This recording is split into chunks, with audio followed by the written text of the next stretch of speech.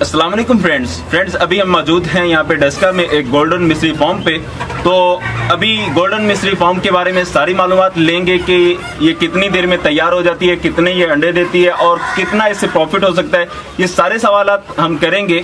और इससे पहले एक रिक्वेस्ट करता चलूँ कि जो भी हमारे चैनल को भी देख रहे हैं, हमारे चैनल को सब्सक्राइब कर लें ताकि नेक्स्ट जब भी हम वीडियोस, क्योंकि हम ज़्यादातर मालूमाती वीडियो ही लेके आते हैं मुख्तलिफ फार्म से, तो जब भी हमारी नेक्स्ट वीडियो आएगी आप तक पहुँच जाएगी, तो इसको सब्सक्राइब लाजमी कर लीजिएगा। अस्सलाम वालेकुम। अच्छा, पहले तो अपना नाम बता दीजिएगा। मोहम्मद इत्तफाक। मोहम्मद इत्तफाक भाई। इत्तफाक भाई, ये किस जगह पे फार्म है? अगर कोई यहाँ पे विजिट करना चाहे तो किस तरह एड्रेस पूछ सकते हैं? ये पसरूर रोड, भट्टी कॉलोनी, साथ ज़िबा खाना है। डस्का में। डस्का में पसरूर रोड पे है। और फार्म का नाम भी बता दीजिएगा। Minhas poultry farm. Minhas poultry farm. अच्छा इत्तफाक भाई, ये बताइएगा कि कब से आप ये फार्मिंग कर रहे हैं? ये तकरीबन मैं तो काफ़ी अरसा हो गया, लिमिट में नहीं है तो कितना अरसा हो गया। ये हमारे बुजुर्ग करते थे और उनके बाद हम कर रहे हैं। अच्छा, मैंने देखा कि आपने सिर्फ एक शेड नहीं, मुख्तलिफ शेड्स बनाए हुए हैं, तो ये शुरू से ही सारे इकट्ठे बना लिए थे या एक बना के उससे आगे? नहीं, ये पहले एक बनाया था, फिर कुछ अरसे बाद फिर दूसरा बनाया था, फिर तीसरा, इस तरह ये सारे बनाए। सही। अभी बताइएगा कि आपके पास ये कितने टोटल शेड हैं और उनकी लंबाई चौड़ाई अगर बता सकते हैं तो वो भी बता। तकरीबन ये हमारे पास 7-8 शेड हैं। अच्छा, सब इसी साइज के हैं? नहीं, छोटे बड़े हैं। सही। तो इसका साइज क्या है ये जिस फार्म में अभी हम मौजूद हैं? ये तकरीबन मेरे ख्याल से 70-80 फुट होगा लंबा और तकरीबन 20-25 फुट होगा चौड़ा। सही। अच्छा, अभी हम आते हैं चूजे की तरफ कि आपने ये कब से डाला हुआ है चूजा और अभी ये कितने मंथ का हो गया? ये तकरीबन 3 माह, 3.5 माह या 4 माह का हो गया। सही। तो ये चूजा जब डालते हैं कितना चूजा इस फॉर्म में आपने डाला है? ये इस फॉर्म में तकरीबन 2500 तक आता है। 2500 तक आपने इस शेड में रखा हुआ है, बकिया मुख्तलिफ शेड्स में। तो टोटल आपने सारे शेड्स में मिला के कितना चूजा डाला हुआ है? ये टोटल हमने जो डाला हुआ 18,000 है। 18,000 चूजा आपने टोटल डाला है। लेकिन अभी हम बात करेंगे इसी 2500 के हवाले से कि जिसमें हम मौजूद हैं, जिस शेड में, यहाँ पे 2500 चूजा है, तो लिहाजा इस बारे में हम जानेंगे। अच्छा, ये बताइएगा कि 2500 चूजे का अगर कोई फार्म बनाना चाहता है तो 2500 चूजा उसे कितने में मिल जाएगा? कितने में मिल जाएगा जी, यानी कितने का चूजा मिलता है? चूजा जो है वो तकरीबन मार्केट के लिहाज से 22 या 23 रुपये का होगा। सही। और किस मौसम में ये चूजा डालना चाहिए? ये तकरीबन फरवरी-मार्च में डालेंगे ना तो तकरीबन ये सर्दियों के स्टार्ट में अंडा देना शुरू कर देगी। फरवरी-मार्च में चूजा डालना चाहिए, ठीक हो गया। अच्छा, अब ये बताइएगा कि जब चूजा डालना है तो उस वक्त कुछ वैक्सीनेशन जो उसकी होती हैं, तो बता दीजिएगा कि पहली वैक्सीनेशन कितने अरसे के बाद होती है? ये सबसे पहले तो इनको जब 1 दिन का आना है ना, जो हैचरी में इंजेक्शन लगना है उसका तो नहीं पता, वैसे जो इधर आते ही लगता है ना, वो इसमें सबसे पहले इसको कतरा आँख में डालते हैं। सही। उसका क्या फ़ायदा होता है कतरा डालने का? वो भी वैक्सीनेशन ही होती है, तकरीबन इंजेक्शन ही होता है। वो भी वो चूजा छोटा होता है और वो लगाने की बजाय आँख में कतरा डाल देते हैं। यानी वो ज़्यादा बर्दाश्त नहीं कर सकता तकलीफ, तो इसलिए वो लगाने में भी मुश्किल होता है। लगाने में मुश्किल होता है। सही। उसके बाद दूसरी जो वैक्सीनेशन होती है, इसमें टोटल कितनी मरतबा वैक्सीनेशन करते हैं? तकरीबन अगर ये जानवर तंदुरुस्त रहे ना तो तकरीबन 3 इंजेक्शन लगते हैं इसको। सही। एक जब ये मुर्गी अंडे पे आती है तब लगता है, और एक इसको तकरीबन H9 लगता है तकरीबन 2 माह या 2.5 माह के बाद। बताइएगा कि हमारे मुल्क में और कौन कौन सी बीमारियां लग सकती हैं इन चीज़ों को? ज़्यादातर ये गोल्डन वगैरह को तो टाइफाइड आता है और यहाँ चिचक वगैरह बीमारी होती है। ये देखें ना, ये इस तरह तकरीबन। सही। यानी ये इसकी कलगी के ऊपर जो निशान होते हैं, निशान पड़ जाते हैं, ये पड़ जाते हैं। अच्छा, टाइफाइड जो होता है उसका हल क्या करते हैं आप? टाइफाइड तो वैसे तो इंजेक्शन ही लगता है इसको, वो भी डॉक्टर की हिदायत के मुताबिक। सही। अच्छा, ये बताइएगा, ये जो कलगी के ऊपर निशान सा पड़ जाता है, इसका इलाज क्या करते हैं आप?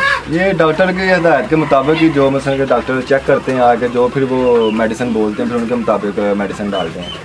अच्छा, जब चूजा तकरीबन 40 दिन का हो जाता है, पता चला कि वो एक दूसरे को काटने लग जाते हैं, हाँ जी, उसका क्या हाल होता है? ये उस टाइम तो नहीं इतना काटते, ये ज़्यादा काटते हैं जब ये तकरीबन 1 माह, 1.5 माह या 2 माह के तकरीबन होते हैं ना, तब अगर इनकी ये चूंज वगैरह ना सेकें या काटें तो ये तब ज़्यादा काटते हैं। और उस टाइम हम इनकी एक बार ये चुंज जो है ये काट देते हैं। किस तरह काटते हैं? ये मशीन के साथ, मशीन होती है वो गर्म, ब्लेड होता है वो गर्म होता है, उसके साथ वो चुंज लगाते हैं वो।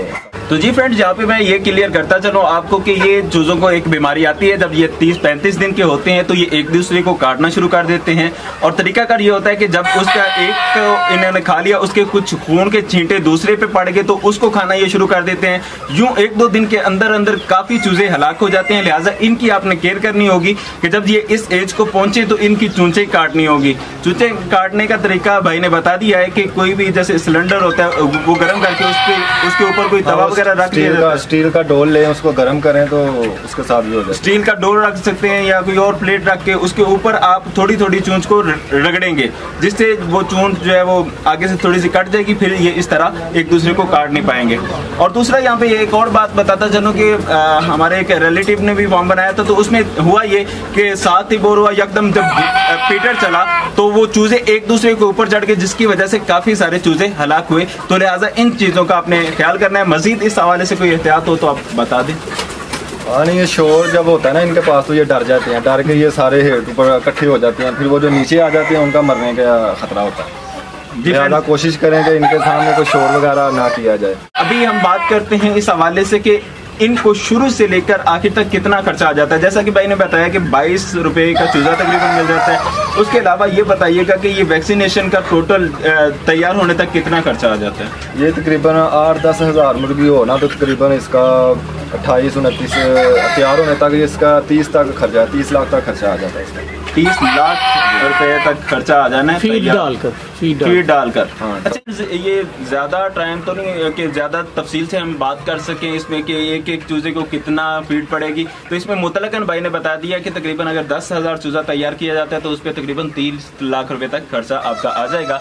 अब बात कर लेते हैं कि कितने अरसे में ये चूजा तैयार हो जाता है। ये तकरीबन 6 माह में तैयार हो जाता है, अंडे देने के काबिल हो जाएगा, देने के काबिल शुरू कर देगा। फिर ये कितना अरसा अंडे देता रहता है? जैसे 6 माह अंडा देता है, 6 माह अंडा देता है, यानी टोटल 12 से या 14 माह इतना इसकी एज होती है जो आपके फार्म में रहता है। उसके बाद आप इसे सेल कर देते हैं। तो ये बताइएगा कि आप कहाँ पे इसे सेल करते हैं? ये ज्यादातर यहाँ तो पेशावर में चली जाती है। अच्छा। यहाँ इधर ये आपने देखा ही होगा कि साइकिलों पे ये पिंजरा वगैरह लेके घूमते हैं। ये यहाँ वो ले जाती हैं तो यहाँ पठान ले जाते हैं पेशावर। वो पठान ले जाके इसे उधर वो जाके यहाँ इसको खा लेते हैं, तो यहाँ इसको जैसे इधर लोग फेरी करते हैं और मोहल्लों में घूमते हैं और बेचते हैं, इस तरह वो भी उधर इस तरह करते हैं। जी फ्रेंड्स, यहाँ पे ये बात बताता चलूँ कि जैसे ही ये शुरू वाले अंडे होते हैं वो फर्टाइल नहीं होते, यानी उनसे बच्चा निकलना ज़रा मुश्किल होता है। लेकिन जब ये बूढ़ी हो जाती हैं, जैसे 12-14 के माह के बाद, वो जो अंडे हासिल होते हैं उनको ये फर्टाइल तौर पर यानी अंडों से बच्चे निकालने के लिए भी वो इस्तेमाल होते हैं। अच्छा, ये बता दीजिएगा कि जब अंडों से बच्चे निकालने के लिए आप मुर्गी पालते हैं तो उस वक्त कितनी मुर्गी के साथ कितने मुर्गे रखते हैं? वैसे तो आम रूटीन में देखा गया है कि जब अंडों के लिए खाली अंडों के लिए मुर्गी पालनी है तो उसके साथ मुर्गे वो कम रखते हैं। मुर्गा ना भी ना हो तो ये अंडा देती है, लेकिन अगर अंडे से बच्चा निकलना है तो उसके लिए लाजमन मुर्गा होना चाहिए। ये 10 मुर्गियों के मगर 1 मुर्गा होता है। सही, 10 मुर्गियाँ उनके साथ 1 मुर्गा। सही। तो 8 मुर्गियाँ भी किसी ने रखी होती हैं तो उनके साथ भी 1 मुर्गा रख लेते हैं, तो फिर भी वो फर्टाइल वो भी चल जाते अंडे होते हैं। अंडे के लिए कौन सी मुर्गी पालना ज्यादा बेटर है, ये गोल्डन मिस्री या के दूसरी? जो वैसे अगर प्रॉफिट के लिहाज से देखा जाए तो ये गोल्डन ज़्यादा मज़ा देती है। अच्छा। लेकिन गोल्डन जो ये वाला माल गोल्डन है ये असल में बाहर से नया नहीं आ रहा। अच्छा। ये पुराना ही चल रहा है। सही। तो जो वाइट लेयर है वो जो है वो हर साल तकरीबन जिसने भी लेनी होती है वो न्यू आती है बाहर से। बाहर से आती है मतलब अंडे बाहर से इंपोर्ट? नहीं, बच्चा आता है, बच्चा बाहर से। वो वाइट का जब भी आता है ना बच्चा बाहर से आता है, और ये जो गोल्डन है इसका यहीं पे निकलता है। अच्छा, तो इसलिए अब उस लेवल की नहीं रही जैसे पहले। जैसे ये पहले प्रॉफिट देती थी वैसे नहीं। लेकिन ये है कि जो गोल्डन मिस्री चूज़ों का काम करती है ना उनके लिए तो यही है ना कि वो यही गोल्डन मिस्री डालेंगे। सही। और जिन्होंने अंडों का काम करना होता है वो ज़्यादातर लेयर वाइट लेयर डालें, वो बेहतर है। अच्छा, अब आखिर पे हम बात कर लेते हैं प्रॉफिट के हवाले से कि जैसे आपने बताया कि 10,000 मुर्गी पे तकरीबन 30 लाख रुपया खर्चा आ जाता है। इतना खर्चा तो किसी ने कर लिया, लेकिन अब उसको प्रॉफिट कितना आ सकता है इससे तकरीबन? या आपने बताया कि एक मरतबा आपको नुकसान भी हुआ, तो कितना हुआ, उसकी वजह क्या थी? वजह तो कुछ मैं नहीं बता सकता, ये तो समझ लें कि अपने मुकद्दर की बात होती है।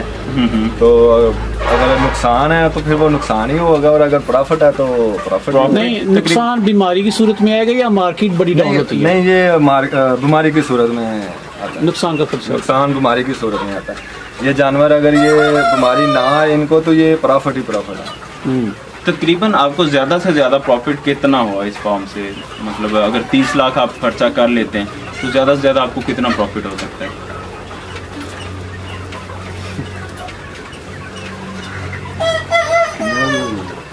तो जी फ्रेंड्स, बहुत सारे सवाल क्लियर करने की कोशिश की। हो सकता है कुछ क्वेश्चन रह गए हों, वो आप कमेंट बॉक्स में पूछ लीजिएगा ताकि नेक्स्ट टाइम जब मुलाकात हो तो हम वो सवाल भी क्लियर कर सकें। तो अभी यहीं पे प्रोग्राम को ख़त्म करते हैं। उम्मीद है कि आपको वीडियो पसंद आई होगी। अगर वीडियो पसंद आए तो इसे लाइक शेयर कमेंट ज़रूर करें, चैनल को सब्सक्राइब करें ताकि नेक्स्ट आने वाली वीडियोज़ आप तक पहुँचती रहें। जज़ाकल्लाह, अस्सलाम वालेकुम।